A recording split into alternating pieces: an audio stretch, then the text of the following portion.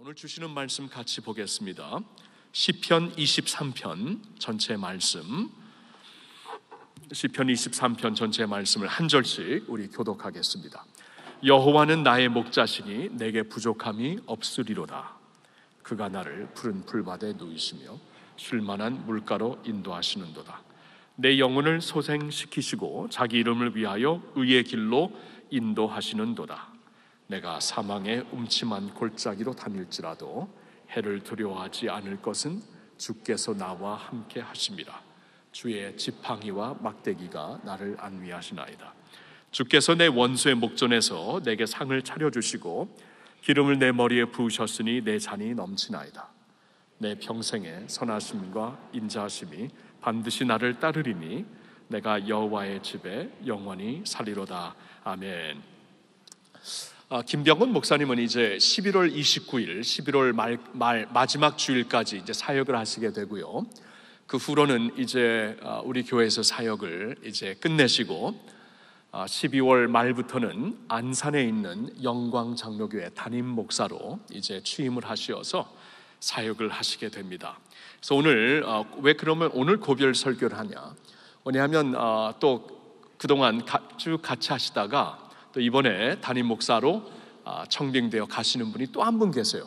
서계호 목사님인데 다음 주 금요일 날 고별 설교를 하셔야 되기 때문에 조금 일찍 하는 것을 여러분들이 좀 이해해 주시고 이제 마지막 주일이 되는 11월 29일 날 두 분 다 이제 교인들 앞에서 인사를 하겠지만 고별 설교는 오늘이 되어서 이제 목사님을 조금 더 자세하게 설명을 해드리겠습니다. 김병헌 목사님은 2000년도부터 전임 사역자로 우리와 함께 사역을 해주셨고요. 그리고 2004년도부터는 그러니까 지금 16년째 교구 목사님으로 귀한 동역을 해주신 분입니다. 2012년도부터는 훈련 사역을 맡으셔서 참 제가 이제 우리 교회에 부임해서 참 중요시 하고 있는 귀한 사역, 제자 훈련 사역에 담당을 해주시면서 지금까지 쭉 훈련 담당자로 사역을 해주셨어요. 정말 오른팔과 같은 분이십니다. 그리고 이제 금년에는 이제 마지막 3교구 담당 목사님이 되시는데 오늘 행복한 동행이라는 제목으로 고별 설교를 해주실 것입니다. 우리 목사님 나오실 때 한번 큰 박수로 환영하겠습니다.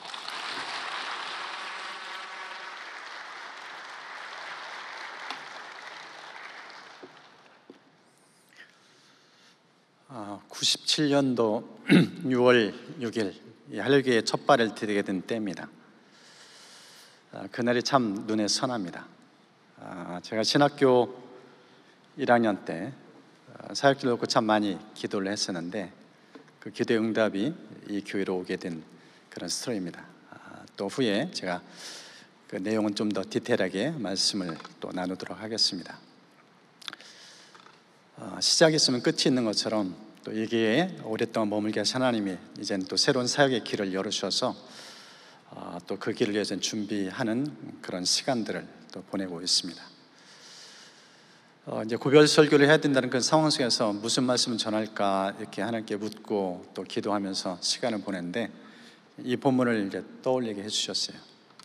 그래서 이제 이 말씀 가지고 도대체 뭘 어떻게 전하라는 그 마음인지 또 묻고 이렇게 묵상하고 쭉 그런데 목사님이 소개했던 것처럼 행복한 동행 제목도 이렇게 딱 떠올리게 해주셔서 그 말씀을 가지고 이 본문을 통해서 은혜를 좀 같이 몇 가지 좀 나누고 싶습니다. 제가 이제 교구 사역을 하면서 여러 성도들 만나고 또 교제도 하고 성도의 삶의 여정 속에서 임한 하나님의 은총들을 참 많이 보았는데 그 중에 한 교구 사역을 할 때 인상 깊었던 한 부분이 있습니다. 성도들 쭉 신방하는데 성도들 의외로 성경 필사를 하는데 완필을 하신 분들이 여럿이 되더라고요. 그 중에 한 분과 이제 어떻게 이제 필사를 하게 됐는지 이런저런 이제 스토리를 듣는 과정 속에서 그 필사한 부분의 맨 앞에 부분에 시편 23편을 메모를 하신 거예요. 그러시면서 이 시편 23편은 저의 신앙 고백임과 동시에 간증입니다 이런 말씀을 한 게 참 인상 깊게 들었어요. 저도 지나온 인생 여정 또 목회 여정을 이렇게 돌아보면서 시편 23편은 다윗의 고백임과 동시에 저의 삶의 고백이라고 그렇게 말씀드릴 수 있습니다. 이 본문 속에 나타난 다윗의 삶의 모습, 그는 누구보다도 하나님을 사랑했고 또 하나님과 동행했던 사람의 한 사람입니다. 이 본문을 함께 살펴보면서 이 다윗이 하나님과 동행해 주셨던 은총이 무엇인지, 또 그걸 중심으로 또 저의 삶 속에 임했던 하나의 은혜를 같이 좀 나눈 시간으로 보내고 싶습니다. 여러분, 이 본문을 보면은 하나님과 동행하는 사람의 첫 번째 특징이 있는데 그것은 친밀감입니다. 친밀감. 여러분 1절을 보십시오. 1절을 보면 여호와를 가리켜서 나의 목자 이렇게 표현합니다. 하나님과의 자신과의 관계를 나의 하나님 이렇게 표현해요. 여러분, 나의 하나님 고백은 아무나 쉽게 할 수 있는 고백이 아닙니다. 사람들이 지적으로는 하나님이 누군지 알아요. 그런데 경험이 없이는 나의 하나님 고백을 할 수가 없습니다. 다윗이 하나님을 가리켜서 나의 하나님 고백을 할 수 있었던 것은 그는 하나님과 친밀감이 있었다는 뜻입니다. 머리로 아는 하나님이 아니라 가슴으로 그것을 경험했다는 거예요. 인격 대 인격의 만남과 교제, 그 친밀감, 이것이 이 본문의 시작 부분에 여호와를 가리켜서 나의 목자라고, 나의 하나님이라고 고백하는 것을 볼 수 있어요. 제가 이제 유치 피터슨이 쓴 이 다윗에 대해서 연구한 그 현실에 뿌리박은 영성, 그 글을 보니까 이런 다윗에 대한 묘사가 있더라고요. 그에 대한 평가는 별로 좋지 않았어요. 그는 아버지로서 도덕적으로 흠이 있는 분이라는 거예요. 남편으로서 신실한 남편감도 못했어요. 부도덕한 남편의 모습이에요. 그런데 다윗 속에서 좀 본받고 우리가 그럴 때는 얻어야 할 교훈이 있는데, 그는 온전하고 충만한 삶, 하나님과 관계를 맺는 삶의 아름다운 모델이다, 이런 표현을 하고 있음을 보았어요. 오늘 이 본문을 보십시오. 2절 3절 이렇게 표현합니다. 그가 나를 푸른 풀밭에 누이시며 쉴 만한 물가로 인도하시는도다. 내 영혼을 소생시켜주고 자기 이름을 위하여 의의 길로 인도하시는도다. 이 고백을 보면은 하나님이 왜 나의 목자신지 정확하게 경험담을 소개해주고 있어요. 하나님의 인생길 한 걸음 한 걸음 인도해 오신 것을 보여줘요. 푸른 풀밭 쉴 만한 물가, 육체적인 필요를 공급할 하나님의 경험을 하고 있음을 보여줘요. 뿐만 아니라 이 3절을 보니까 영혼을 소생시키는 단어를 표현하고 있어요.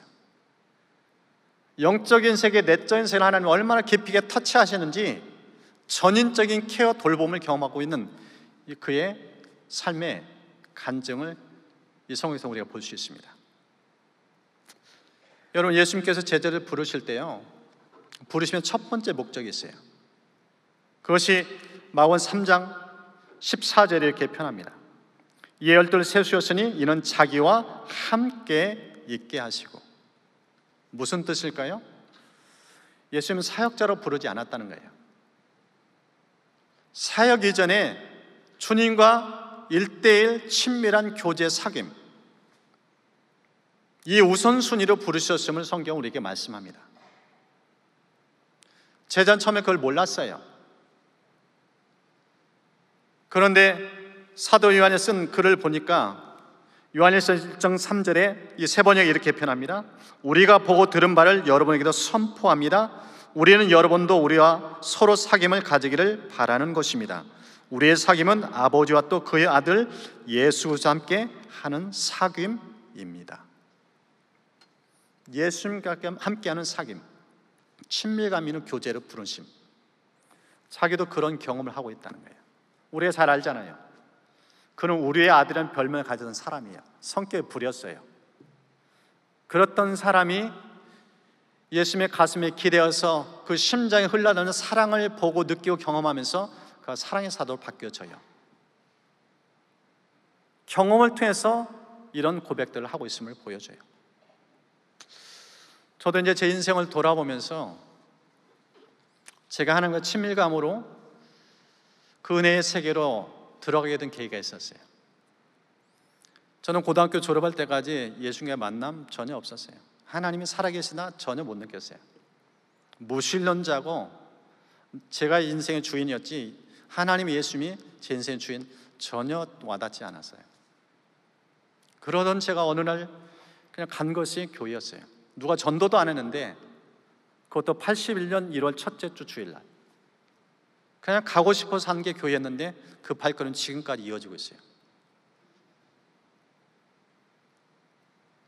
근데 성경을 통해서 알게 된 사실은 그건 제 발로 간 것이나 하나님이 저를 선택적으로 부르셔서 그곳에 인도하셨다는 것을 뒤늦게 깨달았어요. 무신란 제에게 하나님과의 만남은 십자가가 아니었어요. 창세기 1장 1절 태초에 하나님이 천지를 창조하시니라. 전 성경 유대성은 이 말씀을 통해서 깨닫게 되었어요. 성경을 전혀 알지도 못한 사람이 성경을 펴서 가장 먼저 읽었던 말씀이 이 말씀인데 이 말씀을 통해 하나님 만난 거예요. 영적으로 죽어있던 사람, 하나님 살아계심을 알 수도 없고 느낄 수도 없던 제가 이 말씀 앞에서 깨어졌어요. 영적 지각변도 일어났어요. 아, 진짜 하나님 살아계시구나. 이 창세기 1장 1절에 믿으니까 성경 모든 권이 다 내용이 다 믿어지더라고요. 너무나 쉽게 믿어지게 만든 이 말씀. 그래서 이 살아계신 하나님과의 만남이 이 창세기 1장 1절 통해서 경험하면서 제 안에 불이 일어났어요. 하나님 더 알고 싶은 거예요. 그래서 모든 공예 예배마다 참여했어요. 새벽 예배도 나갔어요. 초신자인데 이 타오른 불을 꺼트릴 수 없을 정도로 열정이 가득 찼어요. 그런 가운데 하나님께서 제 마음에 주신 것은 제 인생 하나님께 드리고 싶은 열망까지 주셨어요. 그래서 끊임없이 하나님께 기도하면서 대학 진학도 신학대학을 가려고 준비를 열심히 했었죠. 근데 아버지가 워낙 반대를 심하게 하셔서 일반대로 갈 수밖에 없는 현실을 맞닥뜨렸어요. 그래서 접었죠. 하나님은 그 일반대학에 들어가게 하시면서 CCC라는 선교단체를 또 만나게 하셨어요. 그곳에서 전도가 무엇인지, 제자훈련이 무엇인지, 또 인생 어떻게 들을 것인지, 많은 젊은이들이 하나님 나라를 헌신한 그 모습을 보면서 많은 감동과 도전을 참 받게 하셨어요. 근데 제가 그곳에서 여러 훈련을 받는데 그 중에 가장 인상적인 것은 두 가지예요. 매일 하루의 일과 시작을 콰이트함으로 말씀 묵상과 함께 하루를 시작할 수 있도록. 그래서 저를 1대1로 지도했던 우리 선배가 있는데 캠퍼스의 교정에서 등나무 밑에서 강의 들어가기 전에 말씀을 펴고 그 말씀을 묵상하면서 하루를 시작하는 그 훈련들을 했어요. 그 훈련 지금까지 이어져 오고 있어요. 그리고 또 하나는 기도보다 성령보다 앞서지 말라는 철저한 기도의 훈련. 그 중에 하나가 한 해를 마무리하고 새해를 준비하기 위해서 원당 금식하는 3박 4일 동안 대학생 때부터 훈련받았던 이 금식 훈련. 지금도 여전히 저는 연말 되면 금식으로 한 해를 마무리해요. 그리고 새해를 맞이해요. 너무나 소중한 자산이에요. 기도와 금식 외에는 이런 이유가 없다는 성경의 마가복음 9장 29절 말씀을 너무나 많이 경험을 했어요. 그러던 차에 하나님께서 저에게 진로 놓고 기도하는데 시시 간서로 인생을 드려라는 강한 도전을 주셔서 정말 가고 싶지 않은 길이었어요. 쉽지 않은 길이기 때문에. 뿌리치자 하나님 강력한 부르심이 콜링 앞에서 결국 순종하고 7년여 가까운 시간 동안 그 길에서 갔어요. 뒤돌아보면 제가 그때 훈련을 못 받았다면 그 길을 안 걸었다면 목길 제대로 걸었을까? 아마 거의 불가능했을 것 같아요. 여러분 교회에서 이런저런 훈련 받잖아요. 여러분 그건 별거 훈련 아니에요. 진짜 훈련은 하나님 그분만 붙잡는 훈련이에요. 그 훈련 정말 혹독합니다. 7년의 시간 동안 월급 한 번 받은 적이 없어요. 100% 후원에 의존해야 돼요. 여러분, 남편이 월급 안 갖다 줘 보세요. 자식이 있고 하나님 안 바라보지 않고서는 살 수가 없어요.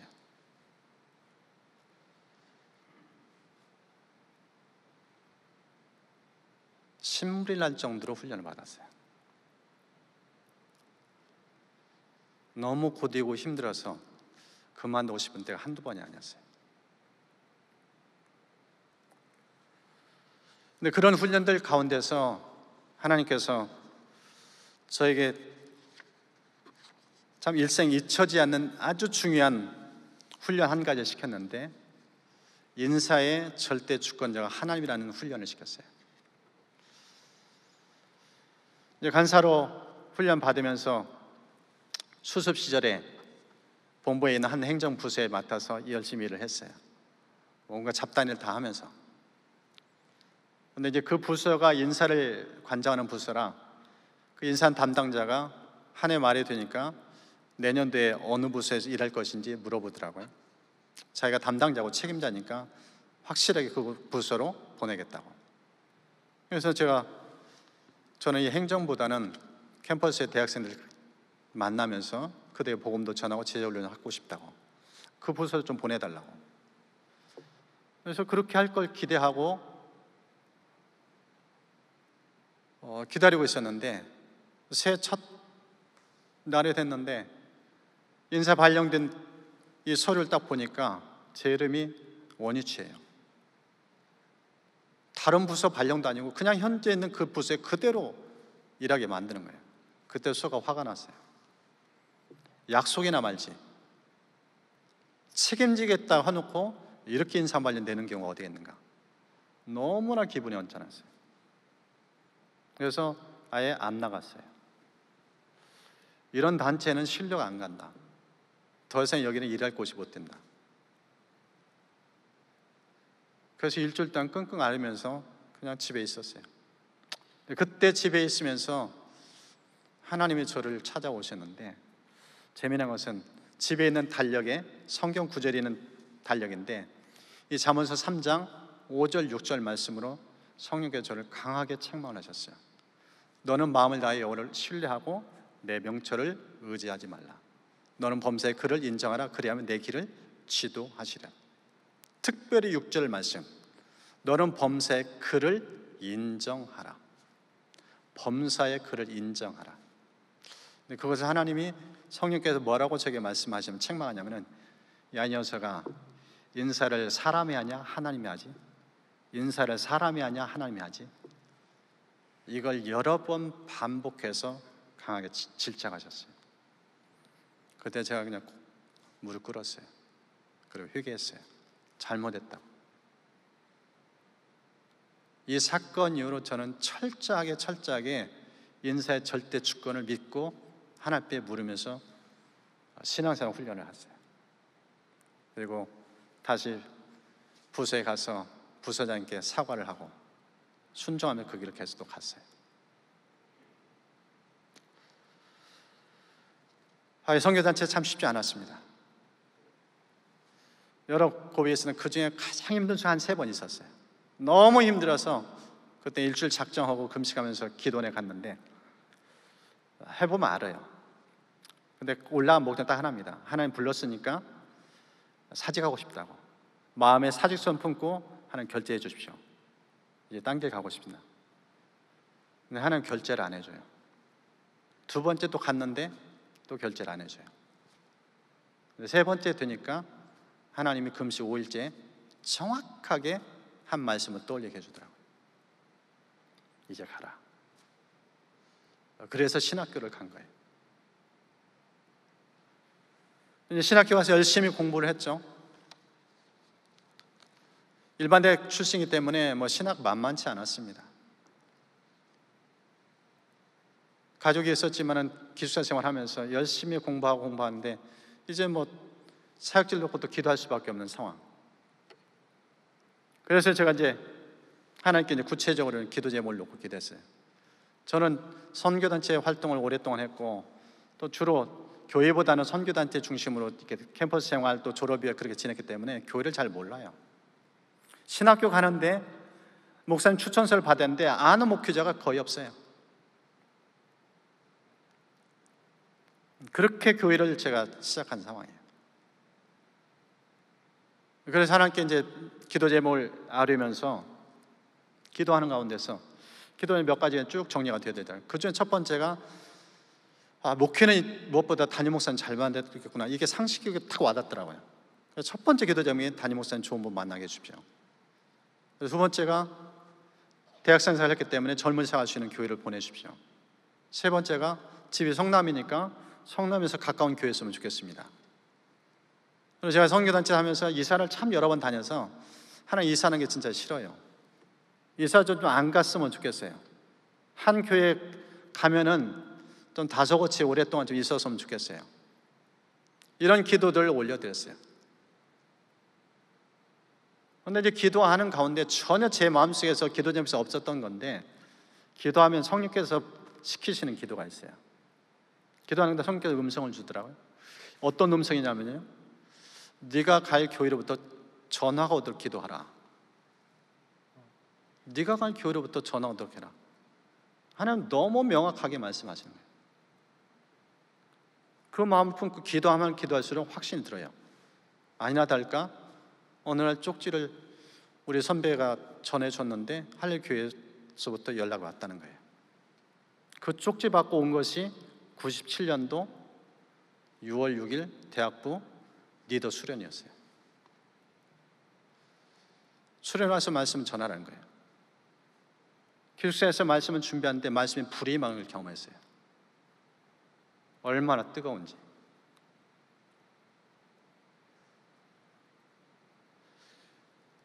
이렇게 인생 여정을 쭉 돌아보면은 무신론자과 하나님에 대해서 접촉이 없고 만남도 없고 뭐 살아계신 조차 모르는 저였는데 창세기 1장 1절로 만나주는 그 하나님이 기도로 말씀으로 끊임없이 저에게 말씀하시는 거예요. 하나님의 인도가 무엇인지 너무나 명확하게, 너무나 선명하게. 그래서 인생 어떤 시간보다도 하나님과의 만남, 그 교제 시간은 인생 가장 행복한 시간이에요. 여러분 삶 속에 일어나길 축복합니다. 제가 만났던 그 하나님, 구하면 들어주시고 물으면 말씀하시고 너무나 선명하게 구체적으로 인도하시는 그 하나님의 발걸음, 인도하심. 오늘 이 본문에 나타난 다윗의 인생 연속에서 인도하시는 그 하나님의 그 친밀감, 육체는 필요뿐만 아니라 그 내면 세계까지 돌보냐 이 하나님의 그 이끄심. 그래서 이 다윗이 고백하잖아요. 부족함이 없다고. 하나님 한 분이면 충분하다는 거죠. 완전하다는 거죠. 저도 그것을 끊임없이 지금 경험해가고 있습니다. 두 번째는 이 본문을 보면은 이 하나님과 동행하는 사람의 특징 두 번째는 평안입니다. 여러분 4절을 보십시오. 내가 삶의 음침한 골짜기로 다닐지라도 해를 두려워하지 않을 것은 주께서 나와 함께 하심이라. 주의 지팡이와 막대기가 나를 안위하시나이다. 여러분 아무리 강신장을 가진 사람일지라도요, 골짜기가 여기서 발 한 번 잘못 디디면 낭떠러지고 죽는다. 여러분 심장이 콩닥콩닥 뛰어요. 마음이 여릴 수밖에 없어요. 두려움, 긴장, 공포. 그런데 오늘 본문의 이 다윗을 보니까 그런 두려움이 없어요. 평안해요.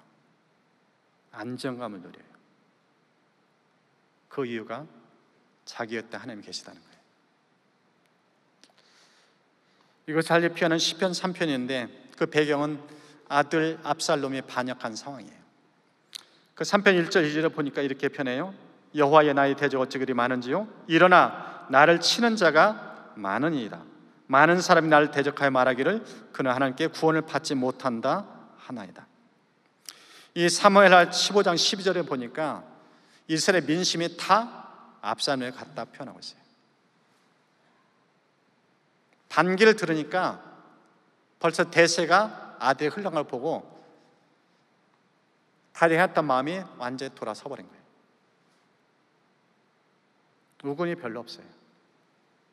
그런 상황이에요. 근데 그런 환경인데 5절, 6절은 보니까 이런 표현이 나와요. 내가 누워 자고 깨었으니 여호와께서 나를 붙드심이로다. 천만인이 나를 에워싸 진친다 하여도 나는 두려워하지 아니하리이다. 여러분, 반역했는데 누워 잘 수 있다. 큰 대자로. 상상이 나갑니까? 근데 그 표현을 하고 있어요. 하나님 자기 곁에 있다는 거예요. 그래서 천만인이 공격하고 대적해도 자기는 움츠러들지 않아요. 두려워 떨지 않아요. 태어나요. 이게 하나님과 동행하는 사람의 두 번째 특징입니다. 저도 제 인생 속에서 참 두려운 순간들이 여러 번 있었어요. 뭐 큰 두려움만 했는데, 제가 하나님 먼저 은혜를 주셔서 또 하나님과 만남 속에서 신학을 가려고 아버지가 워낙 반대해가지고 일반대 갔었는데, 이제 일반대 마무리쯤에 하나님께서 CC 간사 부르셨을 때 가장 첫 번째 장애물 장벽이 아버지였어요. 신학교를 못 가겠던 아버지였기 때문에 이것도 또 반대하고 강하게 또 저를 질책할 것을 생각해서 차마 말을 꺼내기 힘든 상황. 그때가 왔어요. 식탁에서 식사를 같이 하는데 아버지가 딱 물어보더라고요. 너 이제 대학 졸업이 다가오는데 졸업하면 뭐 할래?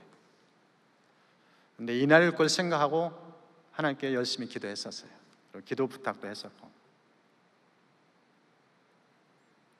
그래서 입을 열어서 제 진로에서 말씀을 드렸어요. 저는 입을 여는 순간 아버지가 또 버럭 화를 낼 줄 알았는데 아버지 의외의 답변했어요.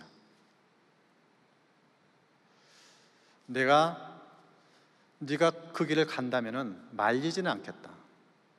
그러나 이젠 더 이상 너를 안 도와준다. 이제는 더 이상 너를 안 도와준다. 그 아버지 말이 채 끝나기 전에 제 안에 계신 성령께서 너무나 명확하게 음성을 들려줘요. 걱정하지 마.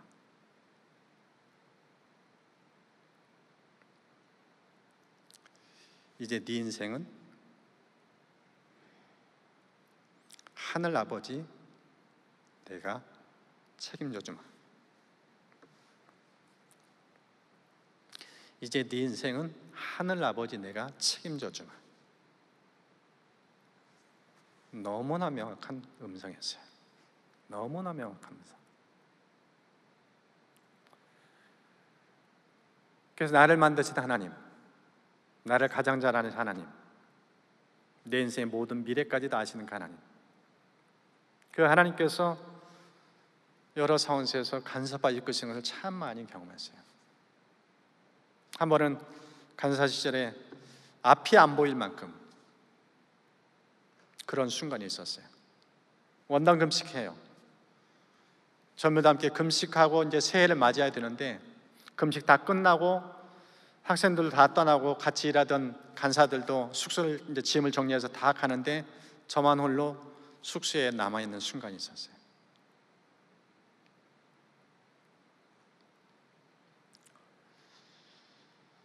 근데 금식해서 허기 때문에 힘겨운 것이 아니라 새해를 향해 걸어갈 힘이 없는 거예요. 그 애는 유독 혹독했어요. 너무 지쳤어요.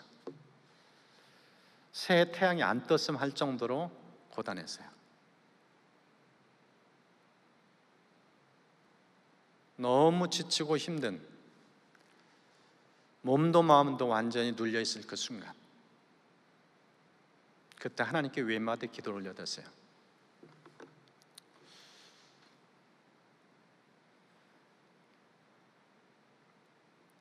하나님, 저 어떻게 해야 돼요? 이 짧은 기도, 그때 들려준 말씀이 이사야 41장 10절 말씀이에요. 두려워 말라, 내가 너와 함께합니다. 놀라지 말라, 나는 내 하나님이 됨이라. 내가 너를 도와주리라. 굳세게 하리라. 참으로 의로운 나의 오른손으로 너를 붙들리라. 그 말씀 하나가 세상의 어떤 것보다 강력한 힘을 주더라고요. 이 말씀 제 내면에 깊숙이 들어온 순간 조금 전에 눌려있던 그 모든 마음이 사라져요. 힘이 나요. 용기가 나요. 그래서 그 두려움을 박차고 새로운 미래에서 거침없이 걸어갈 수 있는 그 은혜를 경험하게 해주셨어요.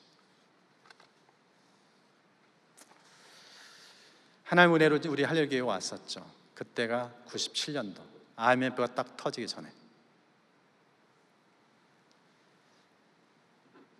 그래서 첫 사역을 대학부에서부터 이제 97년도에 연결돼서 시작을 했었는데 98년도 인턴 발령이 나고 이제 사역을 열심히 하고 있는 상황인데 신학교에 있는데 갑자기 전화가 와요. 행정 담당 목사님이 전화 왔는데 교회로 좀 오라는 거예요. 그래서 교회로 이제 와서 만났죠. 그것도 이제 교회에 대한 이렇게 상황을 쭉 설명해 주시더라고요. 지금 IMF 때문에 교회가 많이 힘든 때다. 교회가 지금 구조조정 단계다. 직원도 나가고 목회자도 구조조정 하는 때다. 그러면서 저에게 하시는 말씀이 인턴 페이도 줄 수 없다. 딱 그러더라고요. 그때 40만 원. 98년도 40만 원. 그것도 줄 수 없다는 거예요.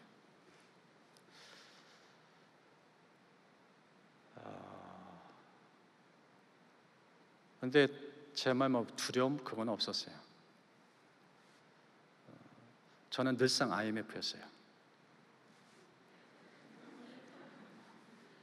그래서 IMF가 뭐 전혀 저에게는 뭘 이렇게 막 두렵게 다가오지는 않았어요.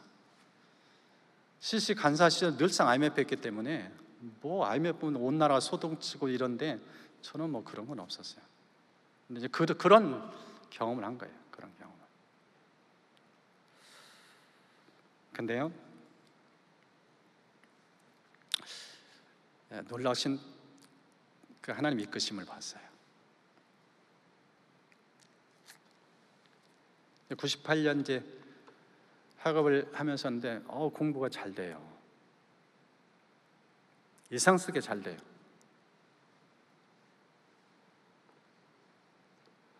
이제 해가 돼서 이제 새학기 시작될 즈음인데 같이 이제 신학 공부를 하는 우리 동기, 저보다 나이 어린 동기가 저를 만나지만 형님 축하합니다 그러더라고요. 정함을 받았다는 거예요. 전액 장학금을 받게 했던 거예요. 저는 생각도 못했어요. 상상도 못했고.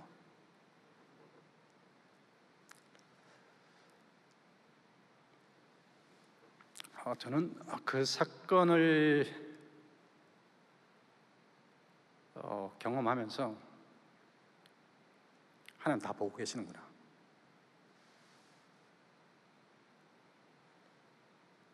아미가 와서 인턴 페이도 못 받고 고생하는 거 다 보고 계시구나.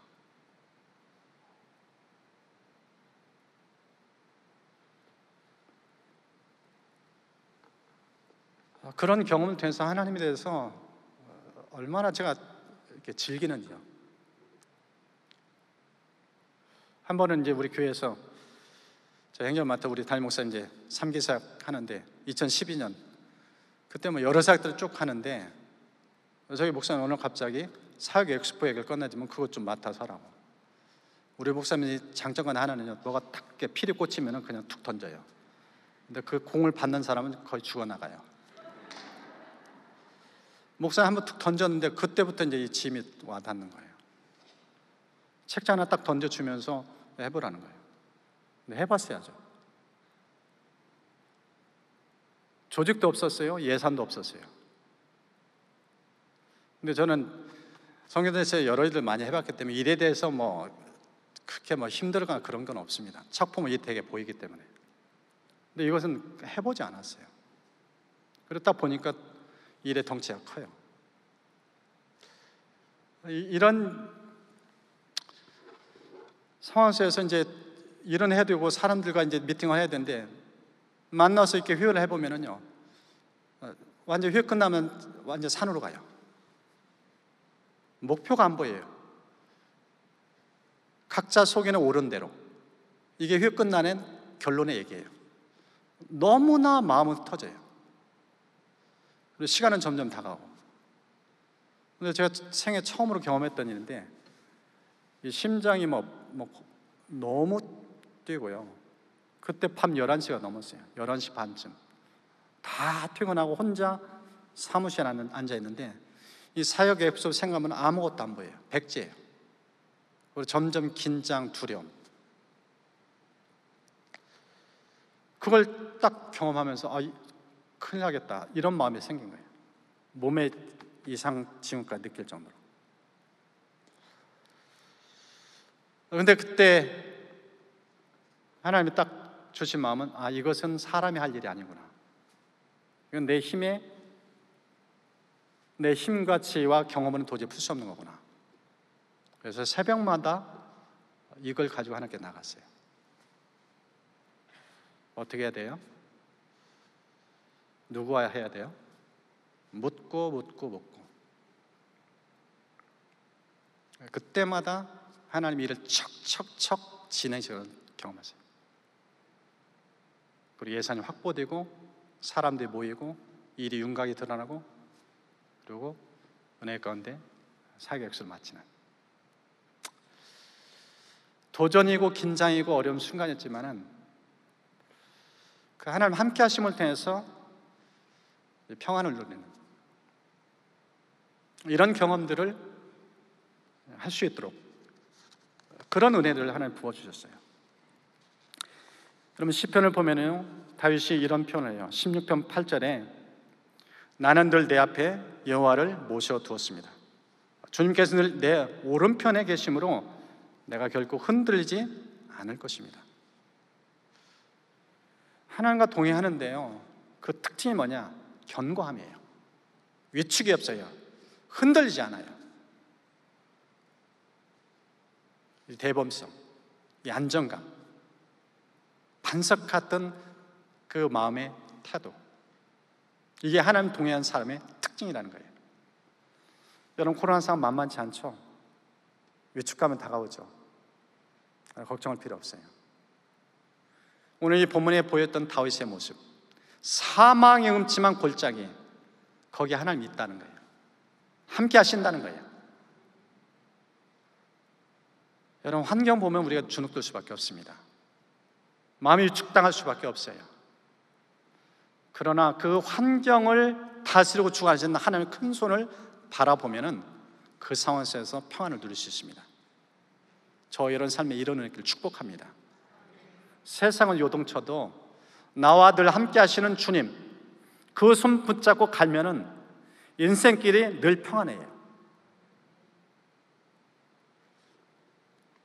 이 하나님과 동행하는 다윗을 통해서 또 함께 나누고 싶은 세 번째 특징인데, 그것은 확신입니다. 확신. 여러분, 본문의 5절과 6절을 보십시오. 주께서 내 원수의 목전에서 내게 상을 차려주시고 기름을 내 머리에 부으셨으니 내 잔이 넘치나이다. 내 평생의 선하심과 인자심 반드시 나를 따르리니 내가 여호와의 집에 영원히 살리로다. 이 5절을 보면 원수 앞이에요. 고개를 떨굴 수밖에 없어요. 하나님이 그 앞에서 잔치상을 차려줘요. 그리고 잔이 넘치도록 부어주세요. 은혜를 만끽하는 모습, 흘러넘치는 이 은혜, 그 모습을 보여줘요. 그래서 그가 인생의 여러 모습, 여러 경험들 통해서 마지막으로 고백했던 게 6절에는 말씀입니다. 내 평생의 선하심과 인자심이 반드시 나를 따르니 내가 여호와 집에 영원히 살리로다. 여러분, 사람들은요, 미래에 대한 기대, 소망보다는 대개 앞날에 대해서 불안, 염려, 근심을 많이 해요. 가보지 않은 미래니까. 그래서 대부분의 사람들은 미래에 대해서 밝은 시각이 별로 없어요. 그런데 오늘 본문의 다윗은 미래에 대해서 불안한 모습이 전혀 없어요.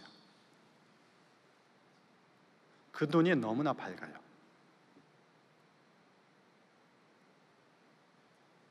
왜 그가 이렇게 밝은 시각을 갖게 됐는가?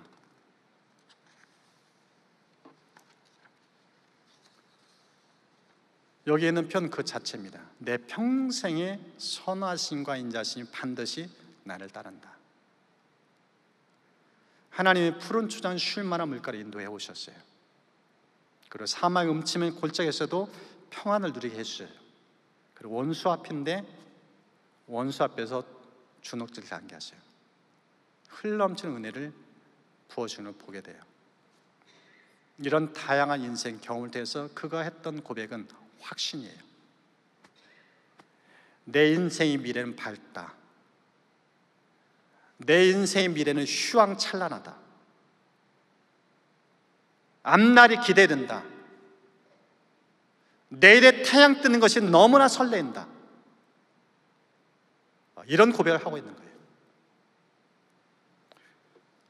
이것을 시편 16편 11절에 이렇게 표현합니다.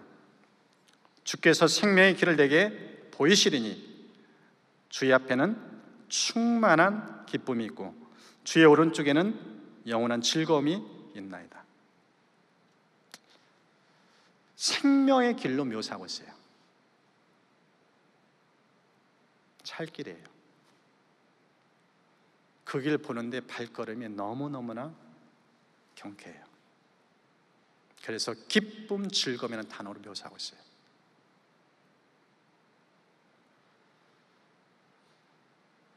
올해 코로나가 시작될 즈음에 확산도 되기 전에 하나님께서 자꾸 제 마음속에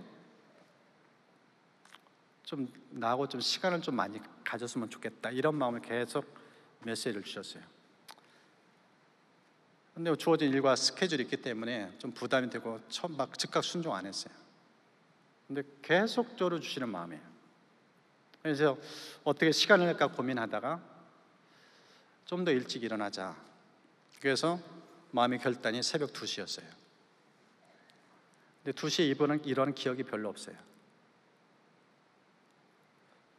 실제 일어나 보니까 하루 일과가 거의 비몽사몽이에요. 너무 피곤해요. 근데 시간을 그렇게 계속 보내는데 왜 하나님이 저를 그렇게 깨우도록 하셨는지 알 것 같아요. 코로나로 새벽 예배도 교회에서 못 드리고 다 각자 집에서 개인 골방에서 시간들인데 2시에 일하면 보통 한 4시간, 5시간 기도와 말씀 보는 시간을 갖게 해요.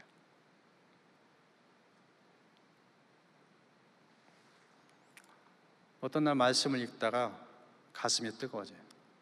너무 뭉클해져요. 하나님이 이 말씀을 하려고 나를 오늘 깨웠구나. 내일은 무슨 말씀 하실까? 이 코로나 속에서 처음에 얘기했던 친밀감을 더 깊이 누리는 시간으로 하나님이 인도하셨어요.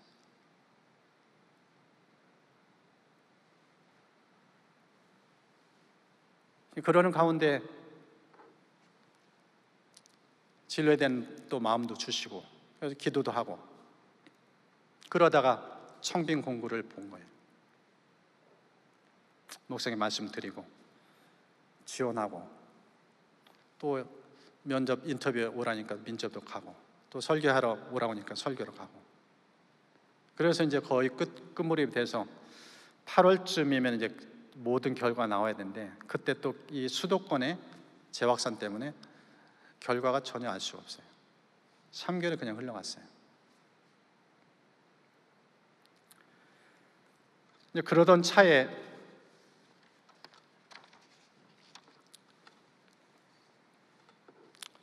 10월 11일 날 그 교회로부터 전화가 온 거예요. 청빙위원장 장로님이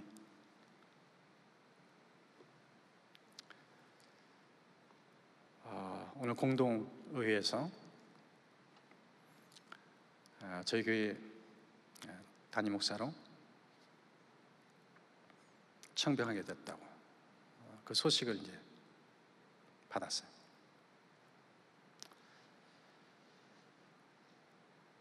지나온 시간들을 보면은 하나님의 이끄심의 그 모습들이 얼마나 자상하고 분명하고, 또 그런 길을 위해서 하나님이 어떻게 제 마음을 이렇게 이끄시는지를 참 많이 봤어요.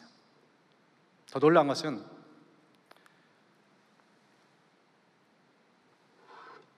한 교회 담임 목사 청빙을 하고 또 이제 최종 통과를 얻기 위해서는 반드시 노예를 거쳐야 돼요.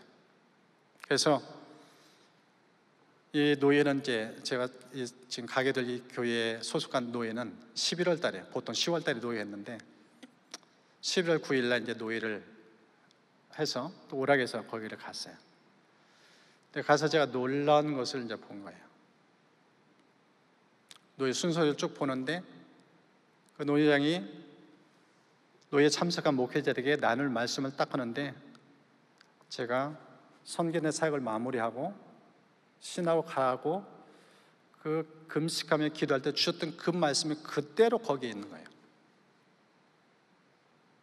제목도 너무 명확하게. 마가복음 11장 3절. 만일 누가 너희에게 왜 이렇게 하느냐 묻거든 주가 쓰시겠다 하라. 그리하면 즉시 이래로 보내리라. 주가 쓰시겠다 하라.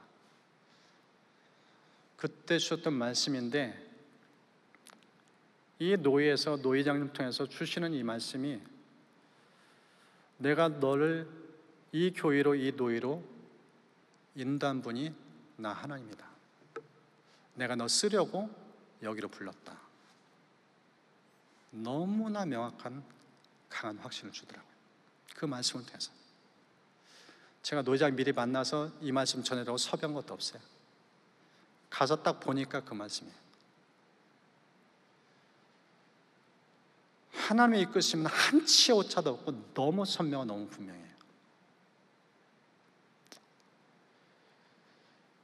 이제 11월 말 되면 이곳의 모든 사역들을 이제 마무리하고, 또 정되었던 우리 성도님, 또 조 목사님 이제 다 내려놓고 또 새로운 사역지를 향해서 가게 되집니다. 가게 될 교회 역사가 꽤 돼요.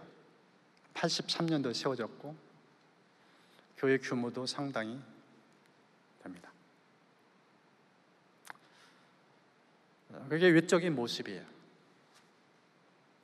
근데 또 그 안에 들어다 보면은 하나님이 일하시지 않고서는 안 되는 여러 도전들도 있어요.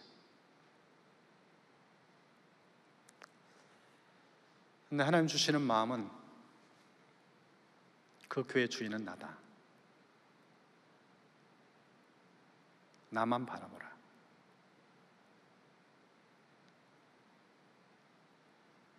반복적으로 계속 주시는 마음이에요.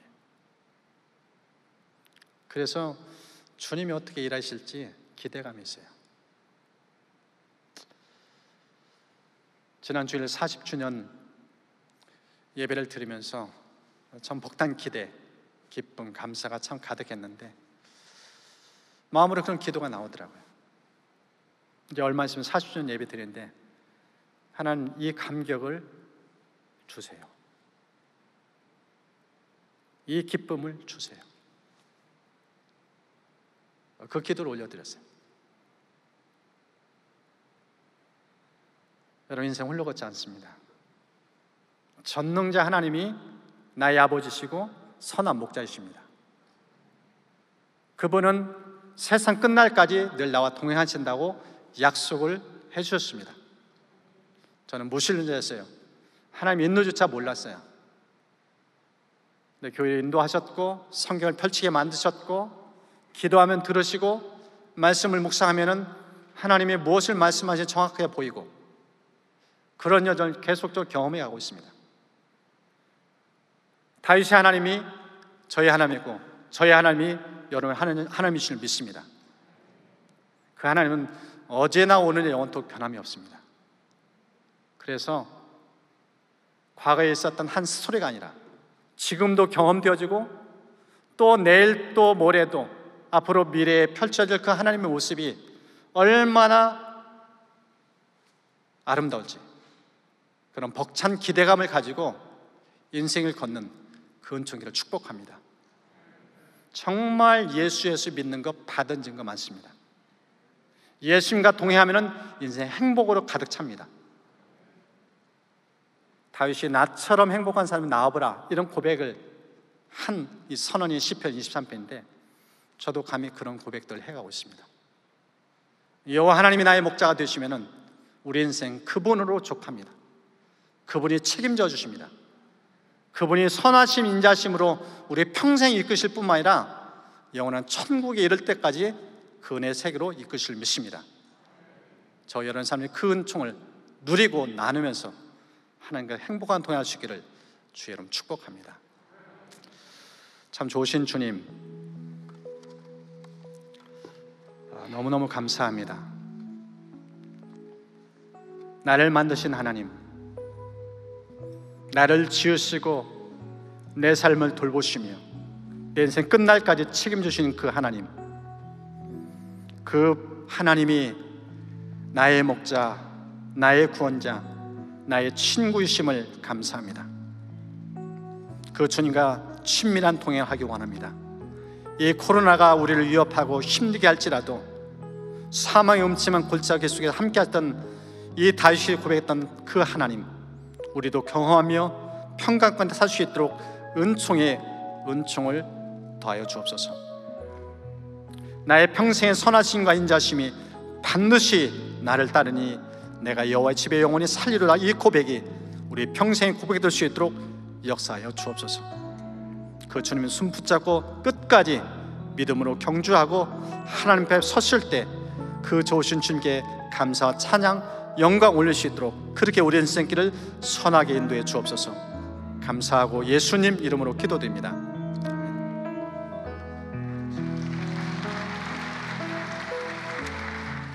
네, 감사합니다. 참 최영미 사모님 좀 올라와 주실래요? 같이. 김병근 목사님 참 담임 목사, 부목사를 떠나갖고 제가 존경하는 분입니다. 같이 이렇게 사역을 하면서 야, 저렇게 목회하는 것이 진짜구나라고 느낀 분 중에 하나예요.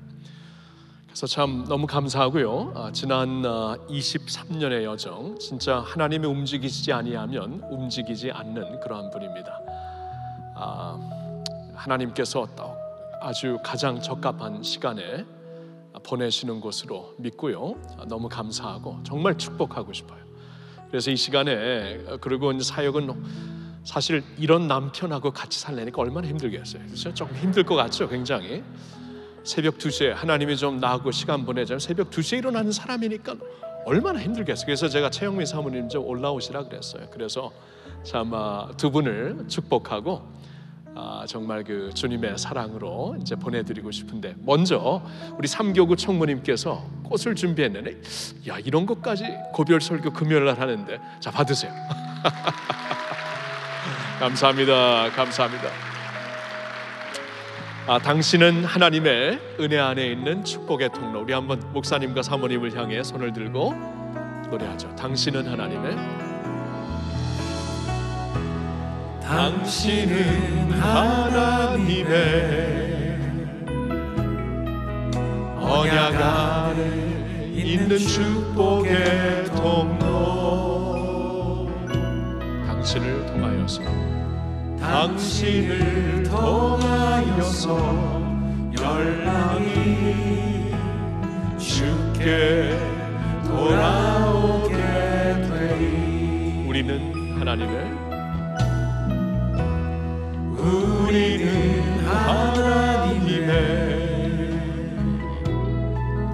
언약 안에 있는 축복의 통로. 우리를 통하여서 열 열망이 주께 예배하게 되리. 이 시간에 좀 기도 좀 하고 싶은데요, 다른 거 기도하기 전에 한번 우리 김병건 목사님, 최영미 사모님, 그리고 세 자녀가 있고요, 성인이죠. 그리고 이제 하시게 될 교회는 안산 영광장로교회, 안산에 있는 영광장로교회입니다. 그래서 한번 우리 두 분과 이제 가시게 될 교회를 축복하는 기도를 먼저 했으면 좋겠어요. 오케이, 우리 한번 같이 주님의 이름을 한번 부르고 두 분과 가정을 축복하며 안산 영광장로교회를 우리 축복하면서 기도하겠습니다. 다 같이 외칩니다. 주여. 하나님 감사합니다. 주님께서 불러 세워주신 주의 종을 이제 주님의 이름으로 보내드립니다. 하나님 아버지, 주님께서 지금까지 책임져 주시고 내가 너를 쓰겠다 말씀하시어 보내오니 하나님 바라보고 갑니다. 주님, 지금 모든 여정 속에서 함께 계신 하나님, 이제 두 분이 가시는 길, 가정이 가는 길을 축복하여 주시옵소서. 여호와 하나님께서 앞장서 주시고 뒤에서 호위해 주시고 옆에서 주님께서 지켜주시고 심령을 채워주시어서 사명 잘 감당하는 하나님의 능력으로 주님의 마음으로 잘 감당하는 주의 종 되게 하여 주시옵소서. 안산에 있는 영광 장로교회를 주님께 올려드립니다. 하나님 아버지, 많은 역사가 있는 교회, 그러나 아픔도 있습니다. 이제 종을 통해, 우리 사모님을 통해 교회의 귀한 회복의 역사, 치유의 역사가 있게 하여 주시옵소서. 그리하여 하나님의 영광을 주님 같이 보며 지금 올려드렸던 주님 40이 이제 3년 이후에는 40주년이 되는데 주님 감격과 기쁨으로 채워주실 줄로 믿습니다. 하나님이 하실 줄로 믿습니다. 사람이 하는 일이 아니요 하나님이 부르셨사오니 하나님이 하여 주시고 하나님이 영광 받아주시옵기를 기도합니다. 하나님 감사합니다. 영광 받아주시고 주님 축복하여 주시옵소서. 감사합니다. 하나님 아버지, 일평생 주님만 바라보고 어려운 길 주님 때문에 평안과 확신 가운데 지금까지 온 주의 종 김병건 목사님과 최영미 사모님과 세 자녀를 주님의 이름으로 축복합니다. 앞으로도 오직 주님 바라보며 오직 성령 안에서 주님 맡겨주신 사명 감당하는 주의 종 되게 하여 주시옵소서. 주님 아버지가 되시오니 아버지께서 친히 아들의 손을 이끌고 딸의 손을 이끌고 주님이 사역지로 보내주시옵소서. 기도 성령보다 앞서지 않도록 지금까지 철저하게 주님께서 훈련시키셨사오니 앞으로도 기도하시며 성령이 인도하시는 대로 나아갈 때 말씀 가운데 하나님 능력으로 역사하여 주실 줄 믿습니다. 안산에 있는 영광 장로교회를 주님의 이름으로 축복합니다. 주님 음성 들으면서 주의 종을 이제 새로운 담임 목사로 청빙하게 되었사오니 교회가 목사님과 함께 가정과 함께 치유와 회복과 새날을 체험하게 하여 주시옵소서. 할렐루야. 내가 내 교회를 세우리라는 예수 그리스도의 그 영광스러운 말씀이 목사님의 사역을 통해 새롭게 온 교회가 체험하는 새로운 역사가 되게 하여 주시옵소서. 할렐루야. 감사드리올 때 우리 주 예수님의 이름으로 기도하옵나이다. 아멘. 우리 다시 한번 목사님과 사모님 축복합니다. 사랑합니다. 사랑합니다.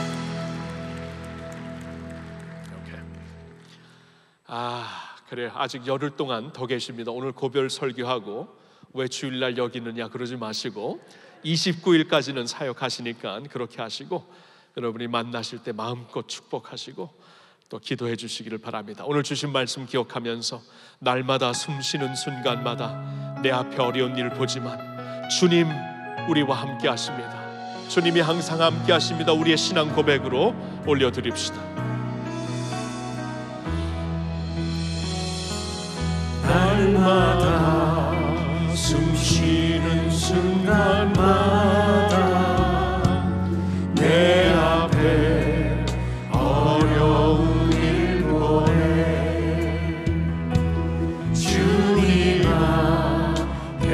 이 몸을 맡길 때 슬픔 없네 두려움 없네 주님의 그 자비로운 손길 항상 좋은 것 주시도다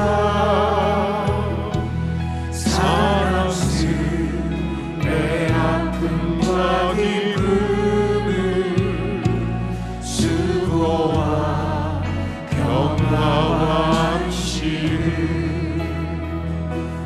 날마다 주님 내 곁에 계셔 자비로 날 감싸주시네 아멘.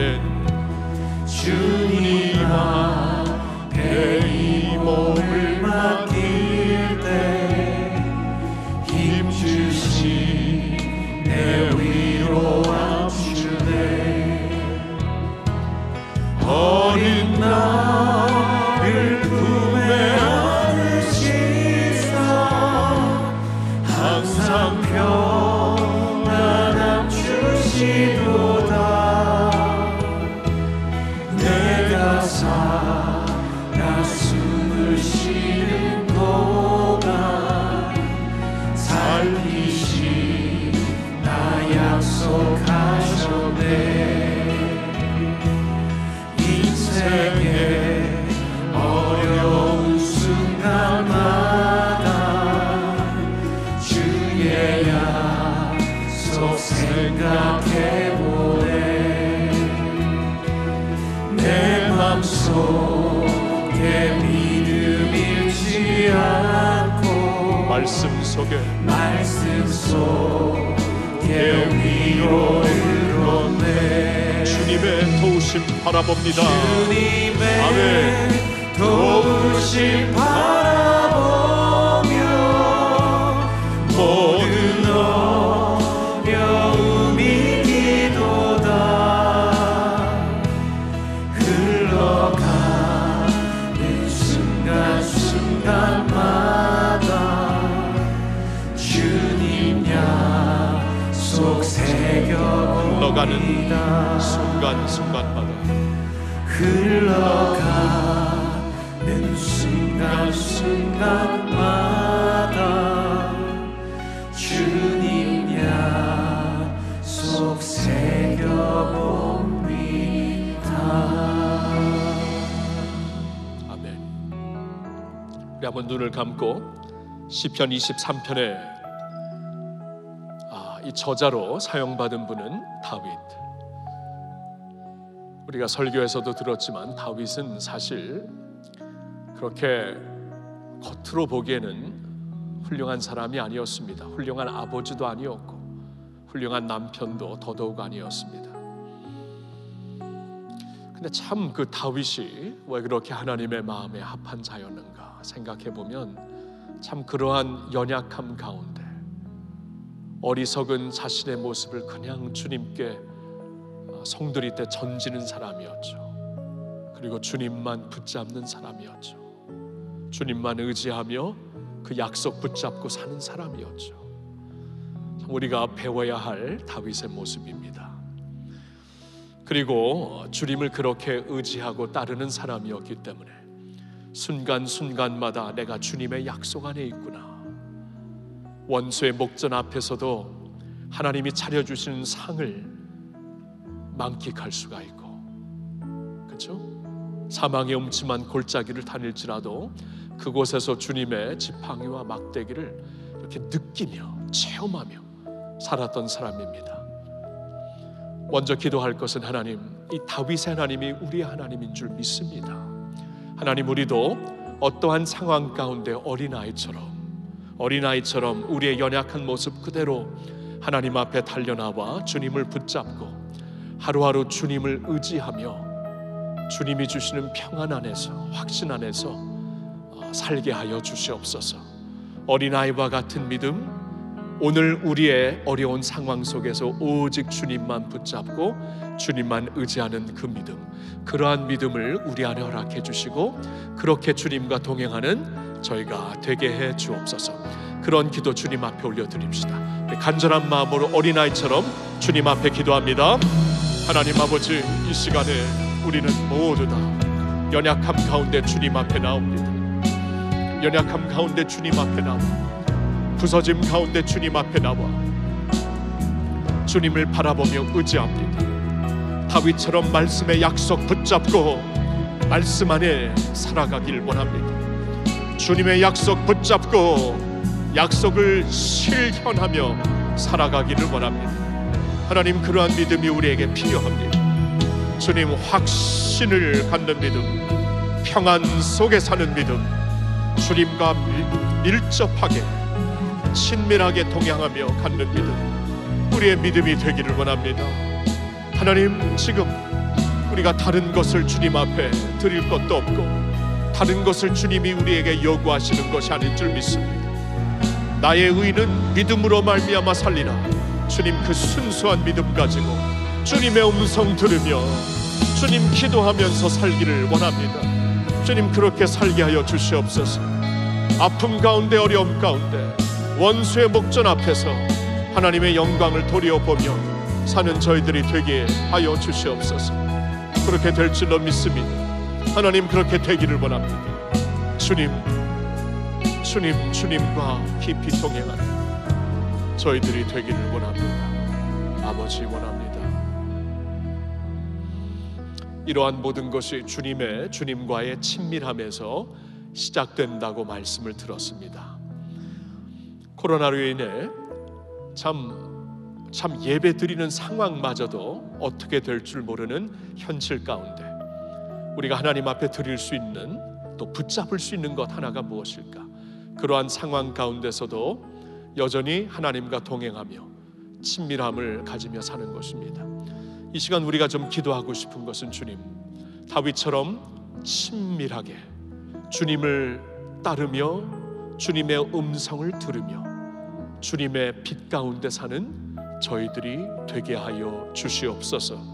천만의 원수들이 나를 두르고 있을지라도 나는 자다 깨는, 잘 수 있는, 편하게 잘 수 있는 주님과 친밀한 관계이기 때문에, 주님 안에 있는 것을 믿기 때문에 그렇게 사는 저희들이 되기를 원합니다. 이 시간에 하나님, 맞습니다. 주님 앞에 친밀한 삶을 더욱더 우리가 강화시키며 향상시키며 살 수 있는 이때가 되기를 원합니다.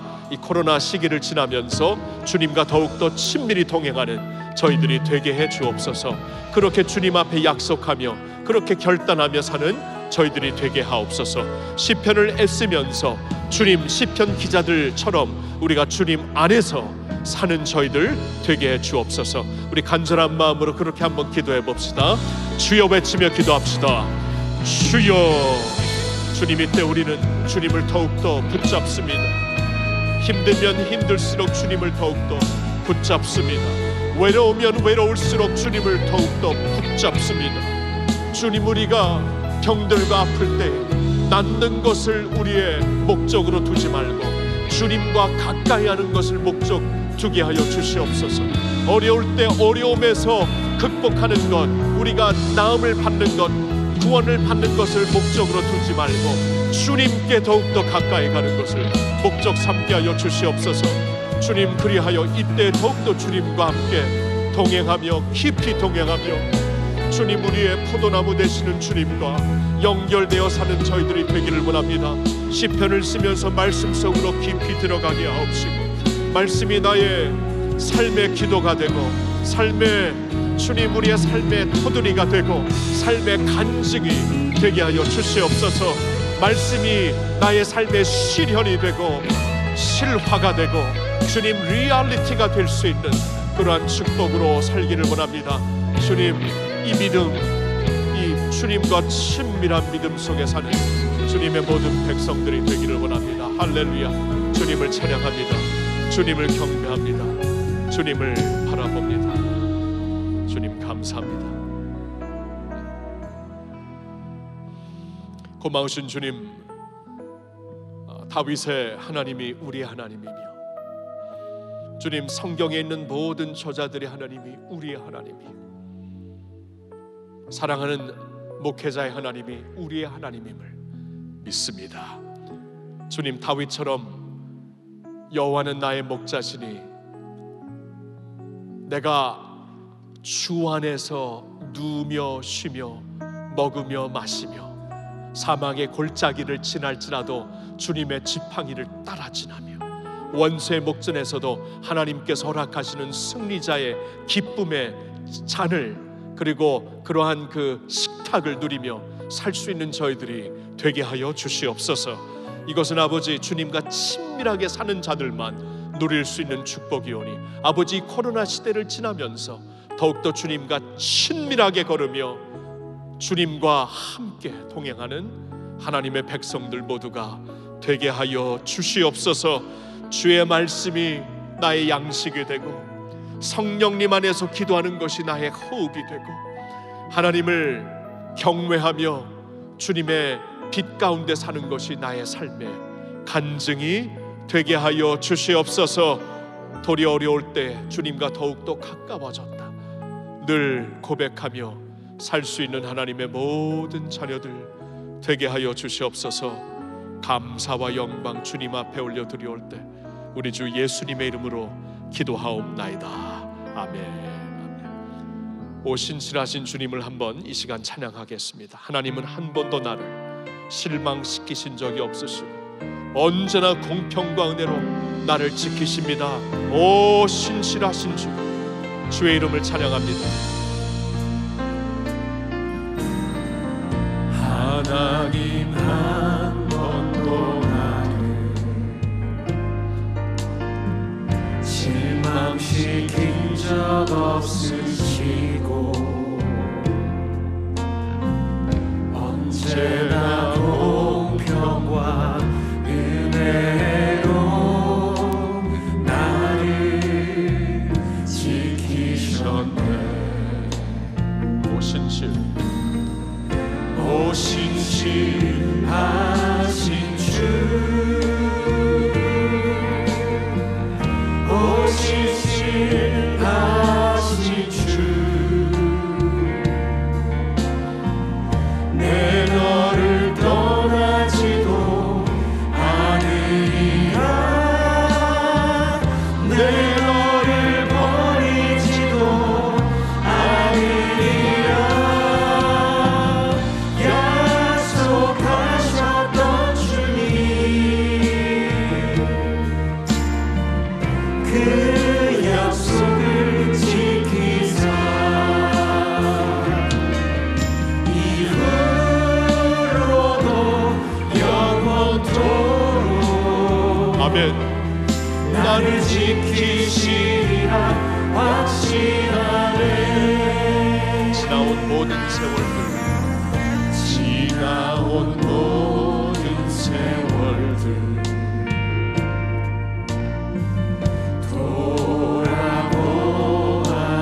돌아보아도 그 어느 것 그 어느 것 하나 주의 손길 안 미친 것 전혀 지나온 모든 세월들 돌아볼 때 지나온 모든 세월들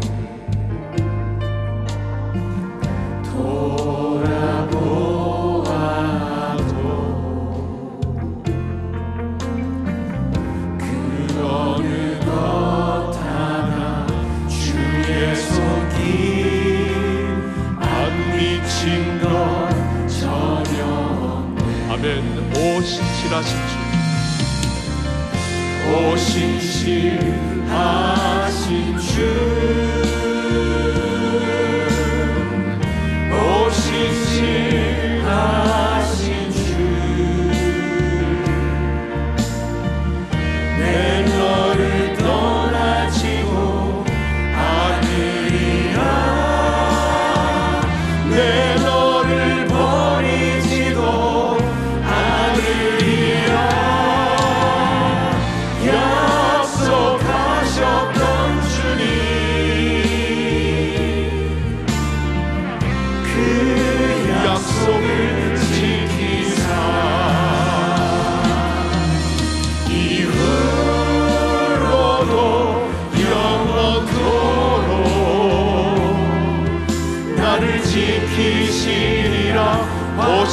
신실하신 주, 우리 한번 손을 들고 찬양합시다. 오 신실, 오 신실하신 주, 오 신실, 오 신실하신 주, 내 너를 떠나지도 않으리라.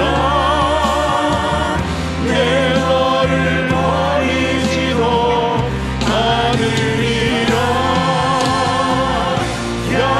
약속하셨던 주님, 아멘. 그 약속을 지키사 이후로도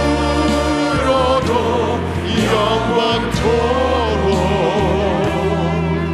나를 지키시리라. 우리 다시 한번 고백합니다. 오 신실하신 주님 믿습니다. 오 신실하신 주, 오 신실, 오 신실하신 주, 내 너를 떠나지도 않으리라. 내 너를 버리지도 않으리라. 약속하셨던 주님, 그 약속을 지키사 이후로도 영원토록 나를 지키시리라 확신하네.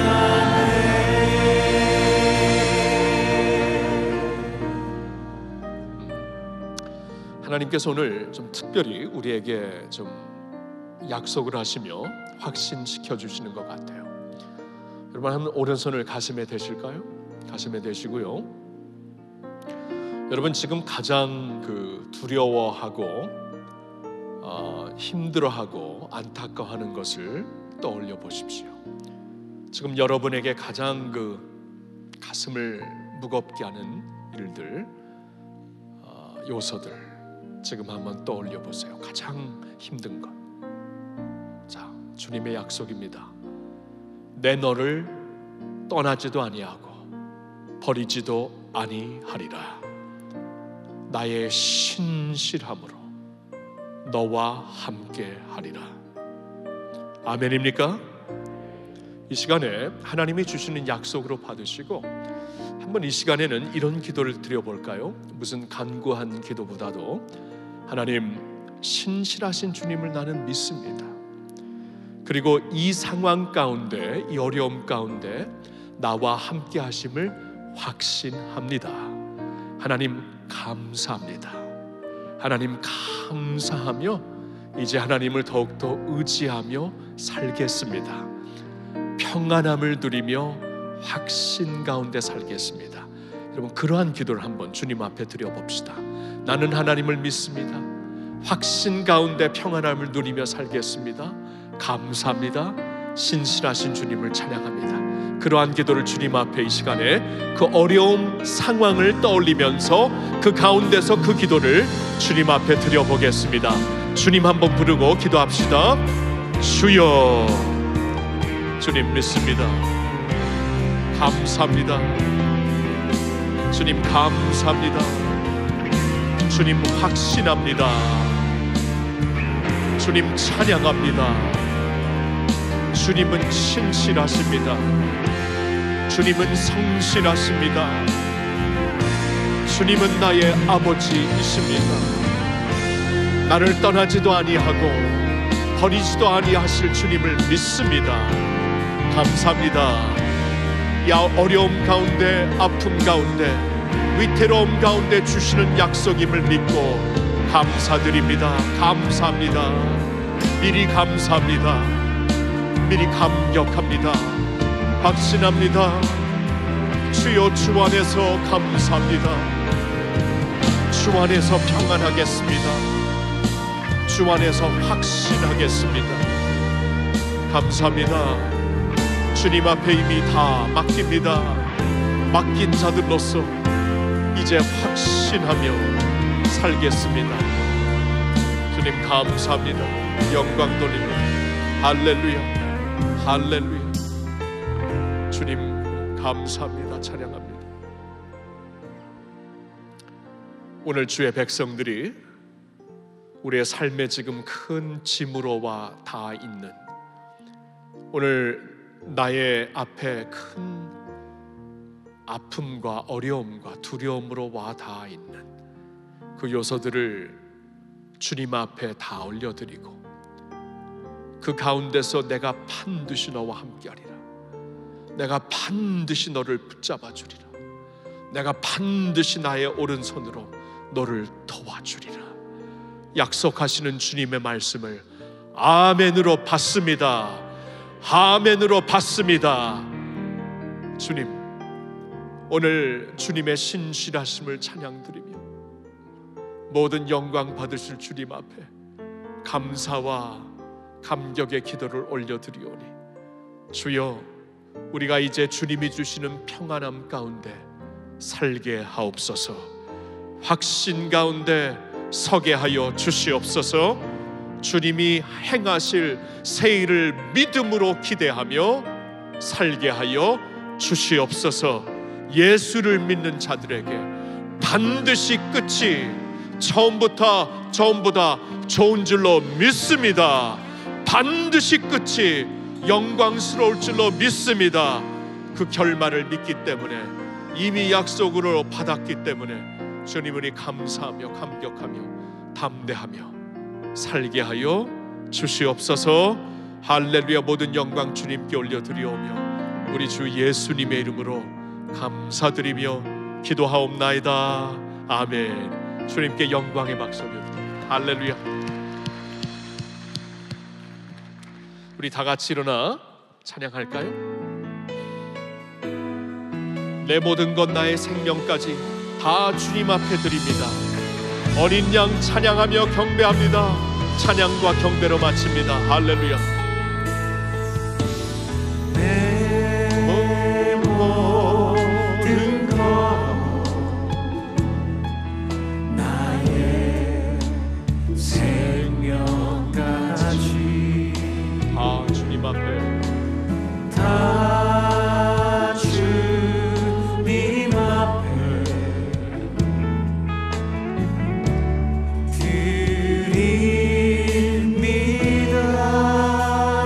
주 임재 안에서, 주 임재 안에서 이제 내 영혼, 이제 내 영혼 자유해.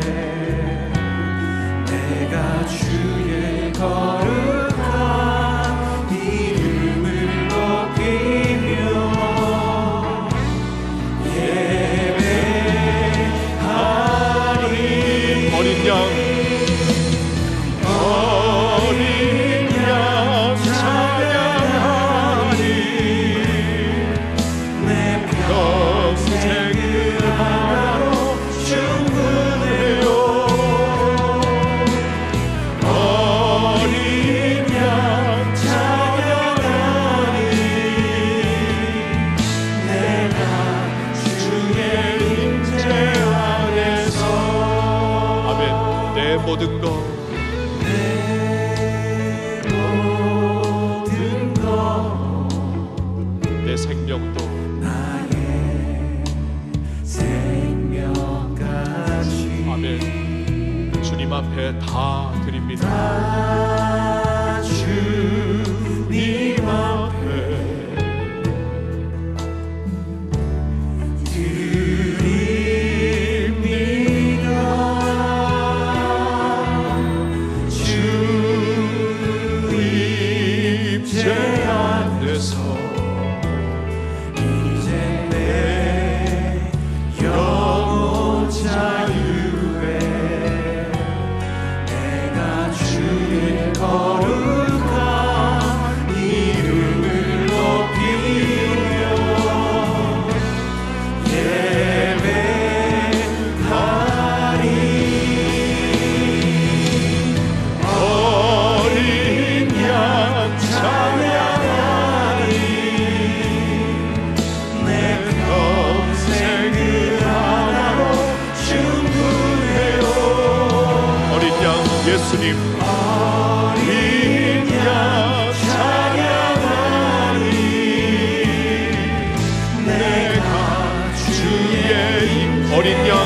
찬양하리라. 아멘. 어린 양 찬양하리. 내 평생 그 하나로 충분해요. 어린 양 찬양하리. 내가 주의 어린 양 예수 그리스도 찬양합니다. 아멘.